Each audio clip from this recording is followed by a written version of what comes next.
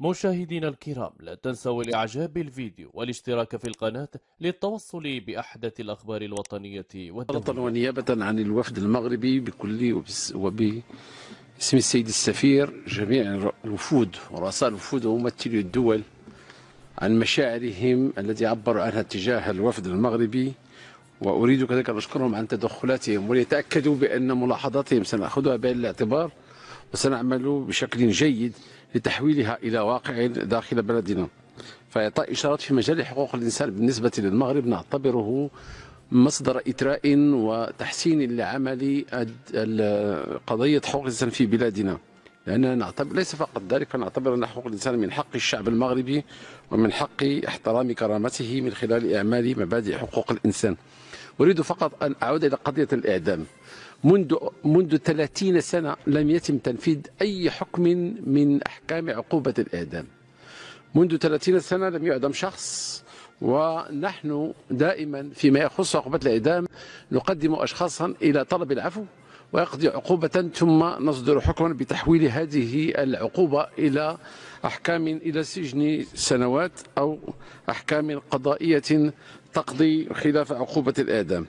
ثم إضافة إلى ذلك أننا هذا الموضوع لا يعرف مناقشة كبيرة داخل بلادنا، وهناك نقاشات حادة في هذا الموضوع، ونحن في المستقبل القريب سيكون عندنا تصور في هذا الموضوع. بالنسبة للمرأة تأكدوا بأنه سيكون هناك تغيير وفقا لتعليمات وتوجيهات جلالة الملك محمد السادس. ستكون هناك إعادة النظر في مدونة الأسرة، لأننا نعتبر بأن المرأة المغربية وحضورها القوي في المجتمع المدني وتأثيرها الكبير في المجتمع المدني أولا وقبل كل شيء تدفع نحو إعادة النظر في مدونة الأسرة، وسندفع بمدونة الأسرة في اتجاه إعطاء ما يسمى بالتمييز الإيجابي لفائدة المرأة ومعالجة كثير من القضايا التي قد تمس بقضية المرأة. طبعا هناك لنا قضايا العنف ضد المرأة، ولكن ليس بذاك الحجم الكبير، ولكن نحن نعتقد في الحكومة أن إذا كانت عندنا حالة واحدة فهناك مساس بحقوق المرأة. لذلك جندنا كثيرا من الوسائل العلمية والوسائل التقنية والمؤسساتية من أجل مواجهة هذه الآفة التي هي حقوق المرأة. والآن نتجه إلى ما هو تقني كالسوار الإلكتروني، وكذلك وسائل حينما تعلن المرأة أنها تتعرض للعنف لمطالبة الشرطة بواسطة وسائل تقنية حديثة.